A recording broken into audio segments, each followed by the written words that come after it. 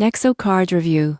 Pricing explained what you get for your money. The Nexo card isn't your typical credit or debit card. You won't believe how it integrates crypto into everyday spending. Most people get this wrong by thinking it's just a crypto wallet. The surprising truth is Nexo lets you spend your crypto instantly, earn rewards, and access loans without selling your assets. Pricing is simple. There is no annual fee for the base card, making it highly accessible. Fees mainly apply for optional services like crypto withdrawals or ATM limits. Rewards are impressive, up to 2% cashback on purchases, paid in Bitcoin, Nexo tokens or traditional currency. Higher tier cards unlock extra perks such as higher cashback, travel benefits, and premium support. Most people get this wrong by focusing only on rewards. The real value comes from seamless crypto integration, low fees, and the ability to borrow against your crypto holdings at competitive rates. This means you can access liquidity without triggering taxable events by selling your coins.